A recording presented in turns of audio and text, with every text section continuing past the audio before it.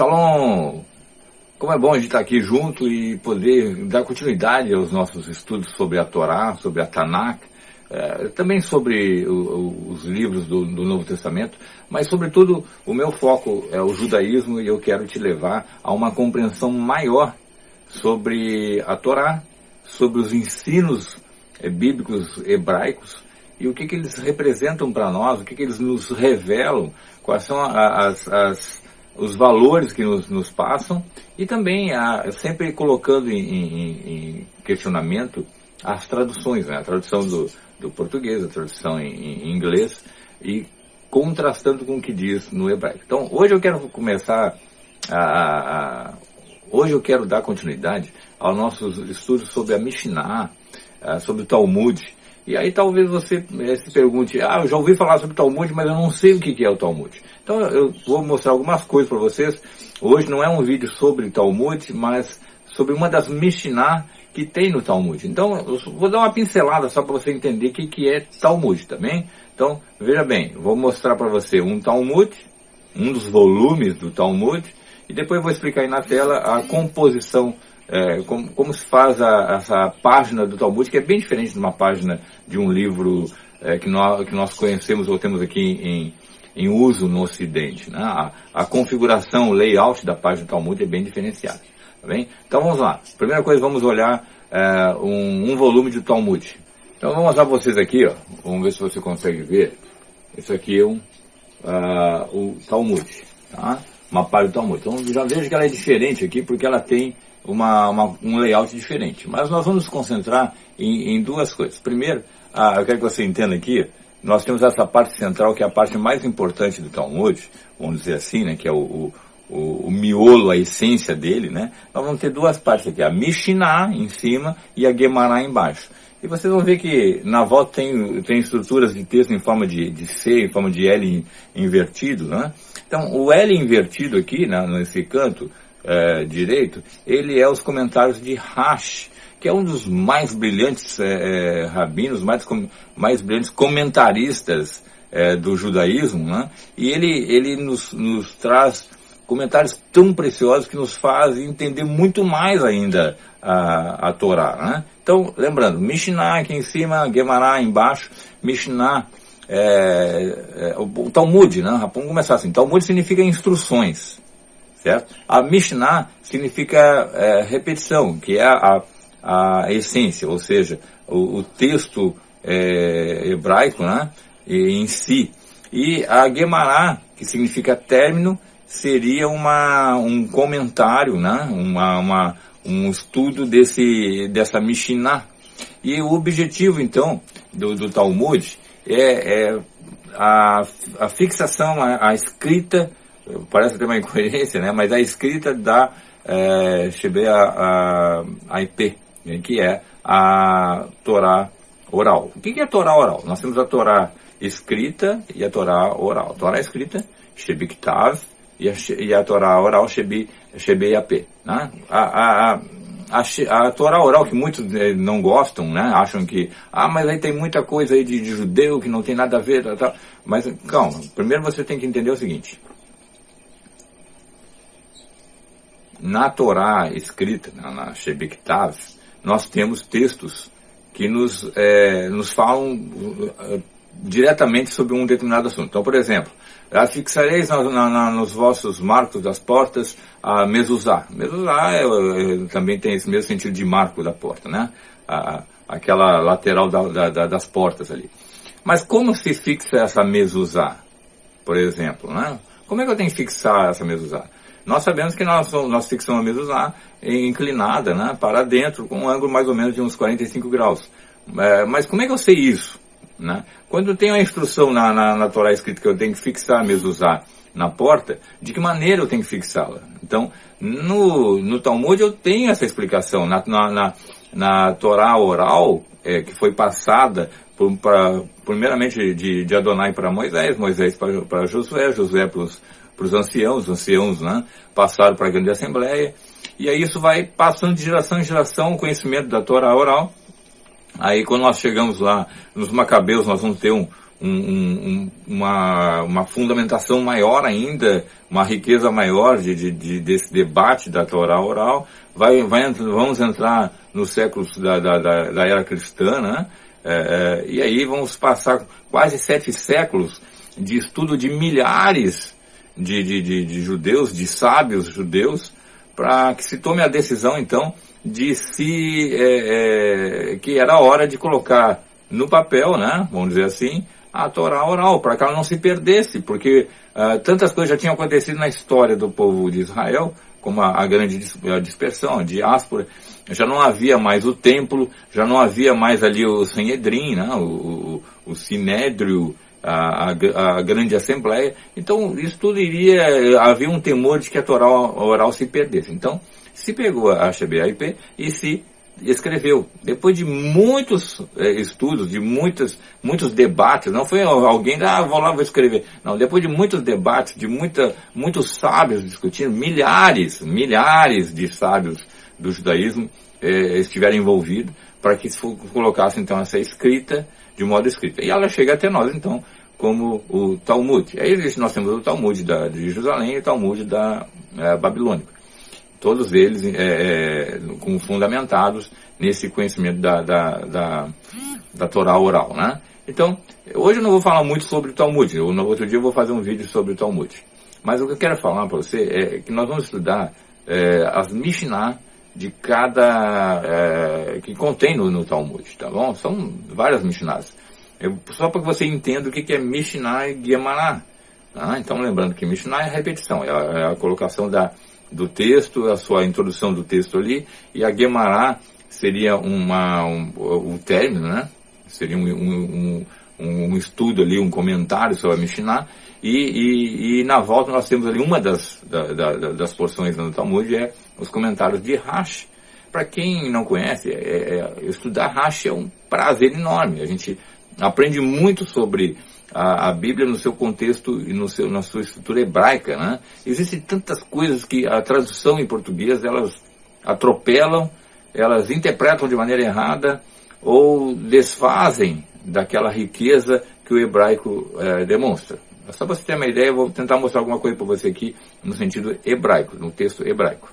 Essa aqui é uma Bíblia hebraica. Então olha só, vou aproximar da tela para você ver aqui, né? Esse é um texto hebraico. Então, é uma Bíblia hebraica. A Bíblia hebraica seria melhor da gente ler o texto no hebraico, porque ele tem as expressões judaicas, exatamente as expressões hebraicas, que os idiomas têm muita dificuldade de traduzir. Por isso nós precisamos de comentaristas judaicos, grandes sábios, né, que nós chamamos de os nossos grandes sábios, nossos grandes rabinos, né, que nos dão esse ensinamento e que nos aclareiam, né, nos deixam muito visível o texto. Então existem várias coisas aí nos textos hebraicos que não aparecem, nunca vi nenhuma tradução. Por exemplo, você vai encontrar ali no texto hebraico em Gênesis sobre as irmãs de Abel e as irmãs de Caim. Você não acha isso no texto em português, mas está lá no texto em hebraico. Tá? Existem outras coisas visíveis, né? Expressões visíveis no hebraico que não foram traduzidas, ou foram mal traduzidas, ou foram mal interpretadas. Então, o conhecimento dessas expressões, por exemplo, vou dar outra ideia aqui, a mulher virtuosa, né? A palavra, por exemplo, todo mundo gosta de mulher virtuosa, quem achará, né? A palavra virtuosa, ela, no sentido hebraico, ela tem uma outra tradução, uma outra provável tradução, uma outra possível tradução, que não é chegada ao leitor da língua portuguesa. Ou, por exemplo, o texto de Salmo 23:1, né?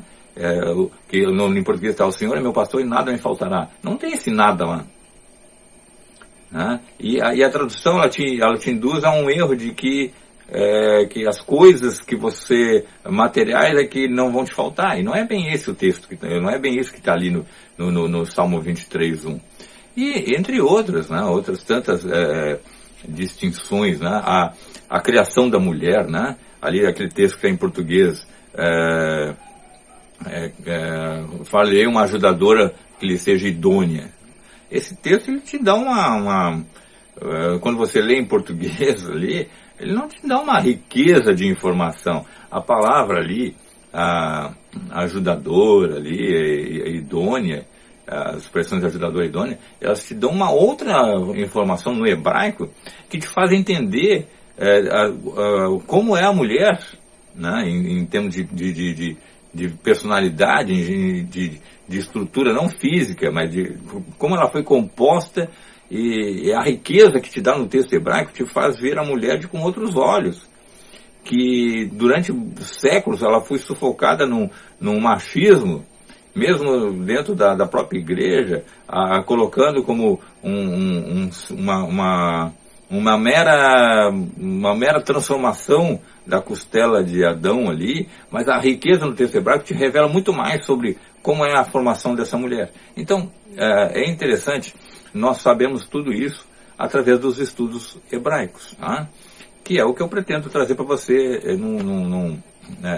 vídeo a vídeo, né? A questão do batismo, tanto aquela discussão, batismo é por aspersão, por imersão, como é que é esse batismo? A própria riqueza da palavra em hebraico que foi traduzida como batismo, ela já te dá uma série de informações, inclusive as informações mais ricas, que são o que é vou colocar a palavra em português, o que é esse batismo dentro do judaísmo, dentro do hebraico, que é diferente do que muitas vezes as pessoas entendem, inclusive apregoado, ensinado nas igrejas, né? Então eu quero compartilhar com você essa riqueza de conhecimento. Hoje nós vamos estudar uma outra Mishnah.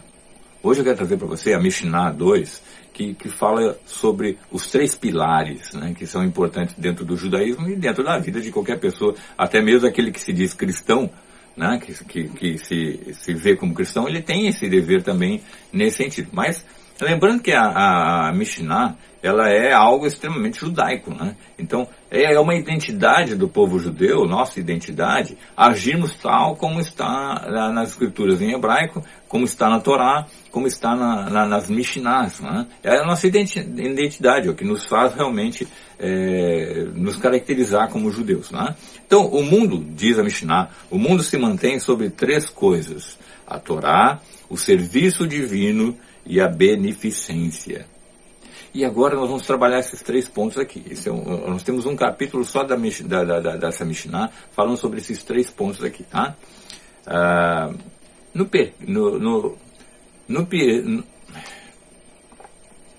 Pirkei Avot, nós temos esses 3 pilares como destaque. Existem muitas coisas que foram escritas no Talmud, né? Mas nessa Mishnah em específico, nos faz repensar sobre a importância desses 3 pilares, que você vai analisar comigo, que você vai entender, né? Então, primeiramente, você tem assim, a Torá.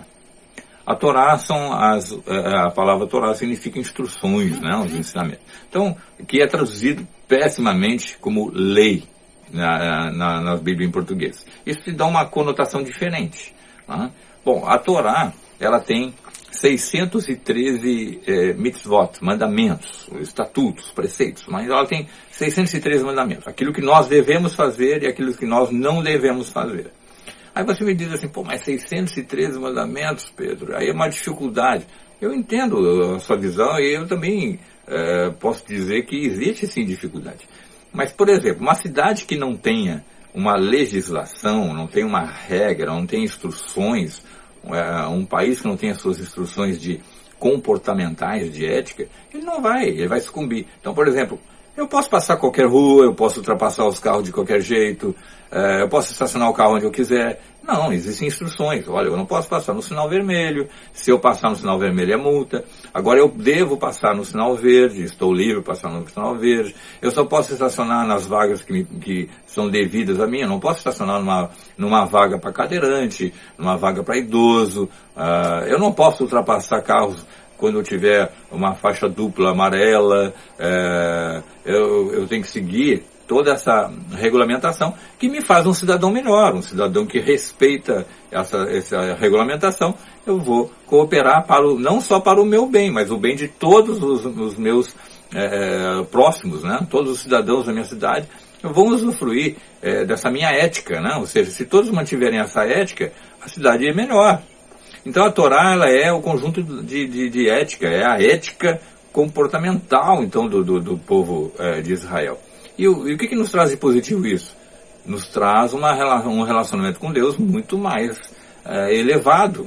A Torá tem esse objetivo de nos elevar até Deus, né? Então, primeiramente, nós temos lá no Sinai que Deus desce no Monte Sinai e entrega a Torá ao povo de Israel. E agora, uma vez que nós temos a Torá, nós temos que colocá-la em prática para nós nos aproximarmos desse Deus. Então, essa relação, ela é uma relação muito bem tipificada. Não basta eu dizer, eu amo Deus, eu amo Deus, eu amo Deus, eu amo Deus. Eu tenho que mostrar isso de uma maneira prática, né? Eu não posso dizer que eu amo a minha esposa e não demonstrar esse amor à minha esposa. Então, como é que eu demonstro esse meu amor à esposa? Ela é sendo fiel a ela, não traindo ela, tratando ela com carinho, ajudando ela nas lides dela, sejam lides domésticas ou as lides profissionais. Eu tenho que ter um momento para ela, um momento um momento de descanso, um momento de curtição, de namorar. Eu tenho que ter um momento de a gente estudar junto a palavra. A gente tem que ter um momento de vivenciar a família. Eu tenho que ter uma preocupação de como eu vou educar minha filha.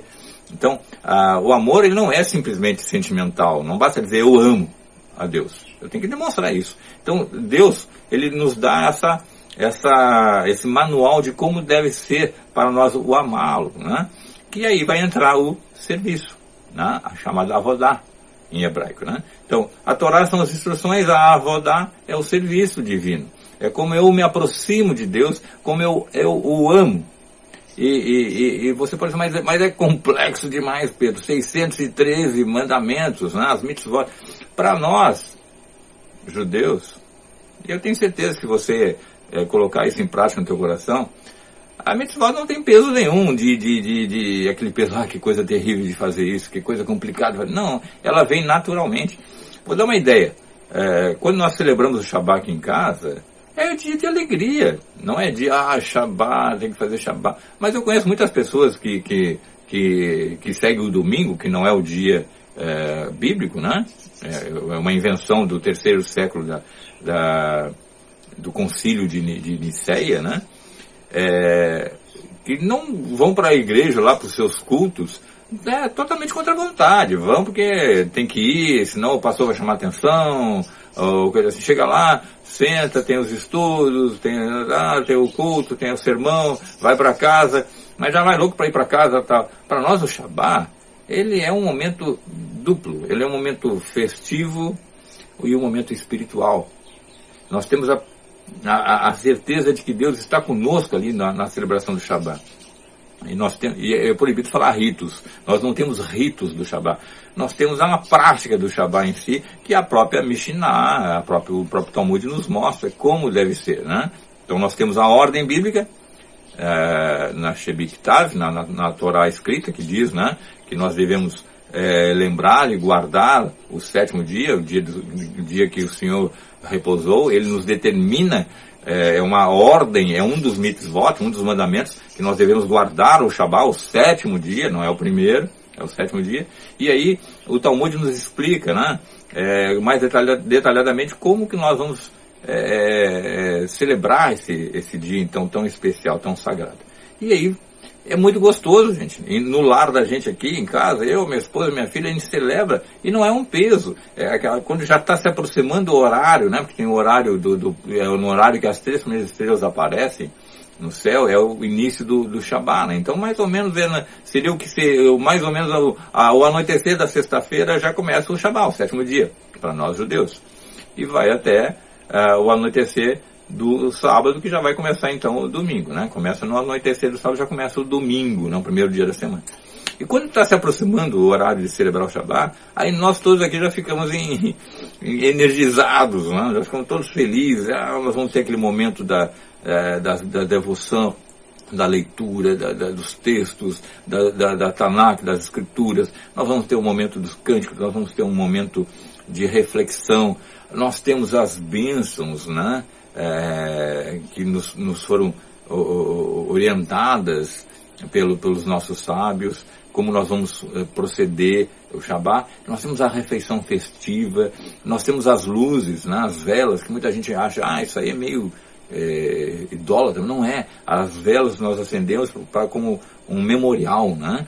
Elas têm os dois sentidos, né? Uma significa lembrar e a outra significa santificar, né? Que é guardar. Então, as mulheres é que têm esse privilégio de acender, né? Uma é a minha filha que acende e a outra é a minha esposa que acende. A gente sempre faz essa referência de evocar a ideia de lembrar e guardar, né? Então é muito bom, não é um peso celebrar uma mitzvot, não é um peso cumprir uma mitzvot. Tá lá, os mais comuns, né? Não adulterarás. Não é um peso não adulterar, né? Não é um peso. Existem outros mandamentos, por exemplo, tem um mandamento de usar o talit, né? Que é como se fosse um véu masculino, né? Uma cobertura masculina, que nas suas pontas, nos seus 4 cantos, nós temos os tzitzit, né? São nozinhos e mais os fios que tem ali, mas está na Bíblia. Então, como é que a gente usa isso? Como é que usa o talit? O Talmud nos fala sobre usar pela manhã, nas orações da manhã, no shaharit, né? Que são as nossas orações da manhã. Então a gente veste o talit e faz as orações que nós temos que fazer. Nós temos instruções até para fazer essas orações. Claro que não dispensa a tua oração tua, pessoal, individual, mas nós temos também as nossas orações, né? Que é o Amidah, as orações do Shaharit, né? Então é muito gostoso, não tem erro. Mas quando ele diz aqui então que nós temos a Torá, os 3 pilares, a Torá, o serviço divino, e depois nós temos a beneficência, que são os atos de amor, né? Eu quero que você entenda isso. Nós temos a Torá, que é as instruções, a Avodá, que é o serviço divino, e depois nós temos o Gemilut Hassadim. Gemilut Hassadim, que são as práticas do amor, vamos dizer assim, né? O Gemilut Hassadim significa a bondade, né? A palavra Hassadim, né? Nos evoca essa ideia do fazer as boas obras. Está lá no Novo Testamento, está escrito como boas obras, né? Então, que são as práticas do amor. Então, o próprio Yeshua, né? O próprio Jesus, ele diz, né? Que, olha, os mandamentos, eles confluem, né? Ele não anula os 613 mandamentos. Ele resume em 2 ali, né? Ele diz assim, olha, assim, amarás ao teu Deus, né? E amarás ao teu próximo, como a ti mesmo. Pronto. Só que ele evoca ainda o Shema, né? Ele diz, ouve Israel, Adonai é nosso Deus, Adonai é um, né? E depois ele diz, amarás Adonai e amarás ao teu próximo, teu semelhante como a ti mesmo. Então, esse é o resumo do Gemilut Hassadim. E é também o resumo da Avodá, né? Que é, por sua vez, o resumo da Torá. Então, eu vou tentar explicar isso. A Torá são instruções de Deus para nos aproximarmos dele, né? São como ele quer que eu viva eticamente, como um judeu praticante. Aí vem a palavra praticante. Como é que você é um praticante? Eu tenho as instruções, que é o conhecimento profundo dessas instruções. Eu tenho a Avodá, que é o serviço, né? A maneira como eu vou servir a Deus. E depois eu tenho Gemilut Hassadim, que é a bondade. Então, são 3 pilares. Esses 3 pilares estão interligados. Não tem como ser um especialista em Torá e não ser praticar o Gemilut Hassadim. Ou não ter a minha Avodá, o meu serviço cultural, né? Então, até o Talmud me explica como tem que ser essa Avodá. O Talmud me explica como tem que ser esse Gemilut Hassadim. Quando a gente fala em penitência, em benevolência, em beneficência, em Gemilut Hassadim, a gente pode evocar 3 coisas muito importantes. O jejum, que são a voz, né? Falar, o kol, e o dinheiro, mamon. Mas aí mamon em hebraico mamon não é o mesmo sentido que você vê lá no que o pessoal fala no Novo Testamento, que é um deus. Não. É porque nós, judeus, entendemos que os recursos que nós temos desse mundo, né? Está lá, a continuação do Shema, né? Amarás Adonai, teu Deus, de todo o teu coração, de toda a tua alma, e com todos os teus recursos, com todas as tuas posses. Então, os recursos que nós recebemos do mundo é para ajudar o mundo, para ajudar o próximo. Nós não temos o objetivo de enriquecermos.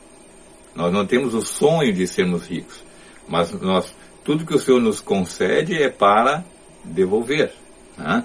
Para ajudar o nosso próximo. Então, eu posso ajudar meu próximo com esse mamon, com meus recursos, e também com o meu carro. Eu posso pegar meu carro e levar uma pessoa doente no hospital, eu posso convidar às vezes uns amigos para levá-los para um passeio, né? Fazer um bem a eles, um bem à alma deles, alegrá-los, né? Eu posso pegar minha casa aqui e fazer uma refeição e atraí-los para isso. Vamos para cá, vamos passar um momento juntos, tá? Tudo isso é Gemilut Hassadim. Mas o Gemilut Hassadim também envolve esses atos de bondade material, tá? Que é fazer a tzedakah, né? Aqui em casa nós temos um baúzinho que é a nossa coleta de tzedakah. Então em todo Shabbat, a gente tem, antes de começar o Shabbat, a gente faz as nossas ofertas de amor ali, coloca dentro os recursos financeiros, né? Uma mão a gente coloca dentro da nossa caixinha de tzedakah, e essa tzedakah vai ser usada para ajudar pessoas que também estão necessitadas e empobrecidas. Nós não somos ricos, mas parte do nosso recurso também a gente coloca ali para ajudar, para fazer o Gemilut Hassadim. Então não existe um judeu sem que tenha esses 3 pilares: a Torá, a Avodá e o Gemilut Hassadim. Existe um texto nas Escrituras que diz o seguinte: o homem de instintos irracionais não sabe, e o tolo não compreende isso. Zot, né? Quando você usa a sua racionalidade somente, você não vai entender a Torá, não vai entender a Avodá, não vai entender esse Gemilut Hassadim, né? E o tolo, ele não consegue ver isso, não consegue ter essa clareza disso, não consegue compreender. Por quê? Porque são coisas espirituais, são coisas que não é uma religião, não é simplesmente uma prática religiosa. Eu vou lá, faço isso, pronto. Vou lá, faço isso e pronto. Eu vou lá na época que eu era pastor, né, evangélico. Tem o culto de oração, o culto de doutrina, culto não sei o quê. Não estou dizendo que não tenha. Nós temos as nossas sinagogas, que são momentos de comunhão, de congregacionais, de estudos da Torá. Mas assim, você não pode fazer isso de uma maneira mecânica, né? E exige da gente um conhecimento da Torá. Por isso que uma das características do judeu é livros, estudar muito, né, a Torá, e envolve uma avodá, que é esse serviço que a gente presta a Deus, o culto, né? A avodá é o culto, o serviço é o culto, e exige também a Gemilut Hassadim, que é a nossa prática real diante da sociedade a qual nós estamos inseridos, né? Nós somos chamados para ser modificadores e mantenedores de uma sociedade mais correta, melhor para o mundo, né? Mesmo um mundo todo decadente, né? Por exemplo, dentro da Avodá, nós temos os momentos de orações. O momento de oração, ele é um momento extremamente importante. A dificuldade das pessoas de orar faz com que elas tenham dificuldade de conversar com Adonai.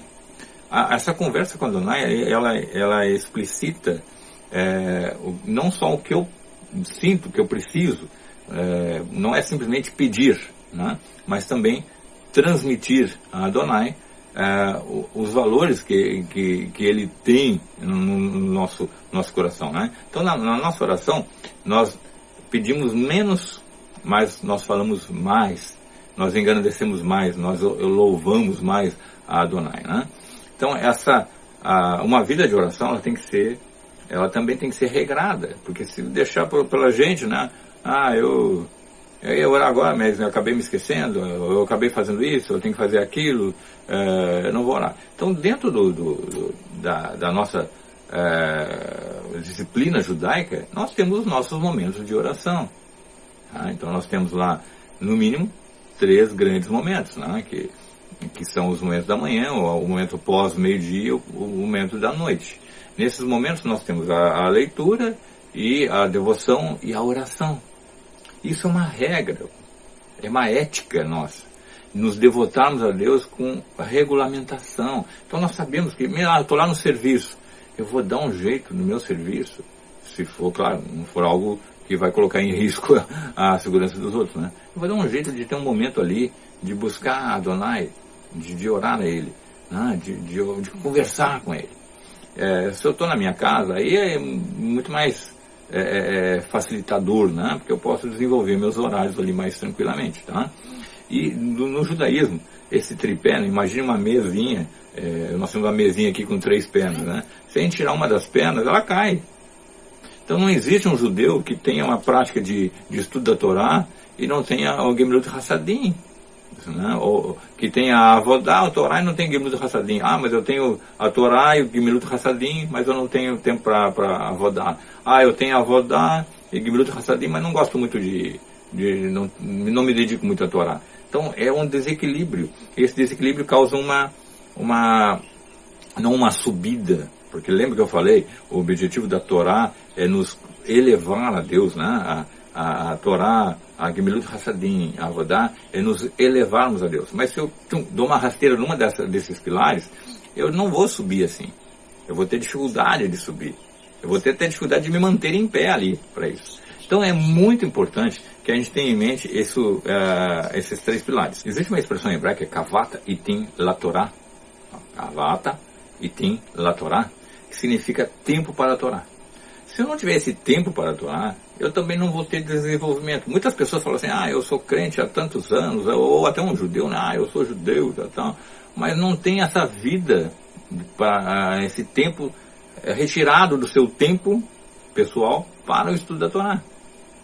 Então o que acontece? Se eu não tenho esse tempo de estudo, eu sempre me envolvo em muita coisa, já levanto com sono, não estou muito afim não estou muito disposto a estudar. Mas chega perto do meio-dia que eu tenho um horáriozinho, eu vou aproveitar para almoçar e descansar um pouquinho. Eu vou chegar à noite, eu vou ligar a TV, vou assistir um filme. Vou assistir jornal. Você nunca tem tempo para estudar. E a Torá tem que ser estudada diariamente. Era uma obrigação em Israel antigo e é uma obrigação hoje. Então, quando você não tem esse tempo, né, Kavata Itim La Torá, o que acontece? Você não vai ter tempo para se aproximar de Deus. E como você não tem esse tempo dedicado para essa aproximação de Deus, você não vai estar próximo dele. Por sua vez, ele também. Ele reage a esse seu distanciamento, essa sua frieza, ele também reage. Adonai, ele requer esse envolvimento. Então, a Mishnah nos diz que nós precisamos desse envolvimento diário, regrado, com disciplina, com santo rigor, sim, para que a gente possa cumprir a Torá, cumprir os serviços, a Avodá, e também nos dedicarmos ao Gemilut Hassadim, aos atos de bondade, para que então a nossa aproximação, ela não é uma aproximação horizontal, tá, gente? É uma aproximação vertical. Nós vamos subindo. A ideia de elevação espiritual. A nossa alma, os nossos sábios nos dizem que a nossa alma se eleva, né?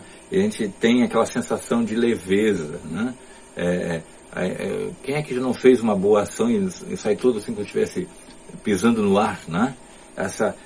Esse cumprimento dessa ética que a Mishnah nos ensina, dos 3 pilares, nos faz sentir mais perto de Deus. Quando a gente está mais perto de Deus, raciocina, meu irmão. Quando você se aproxima de Deus, é impossível não sentir a presença dele. E essa presença dele, ela é contagiante, ela te dá uma nova mudança na tua vida. Ela faz algo que eu digo aqui em casa, a Shekhinah. Nós subimos e a gente começa, sabe um nevoeiro? Você entra num nevoeiro, assim, você sente aquela névoa toda na sua volta ali. Então imagina a Shekhinah de Deus, a glória de Deus. Aí você começa a cumprir esses 3 pilares, você se aproxima, você sobe, se aproxima da Shekhinah, e a Shekhinah vem sobre ti, e aí os efeitos você vai sentir na tua vida. Eu espero que você entenda esses 3 pilares, a Torá, a Avodá e Gemilut Hassadim, como são importantes na vida de um judeu. E eu estendo mais ainda, na vida de quem verdadeiramente teme a Deus. Que Adonai te abençoe. E que essa Mishnah te desperte para uma nova atitude no teu dia a dia. Amém? Até mais.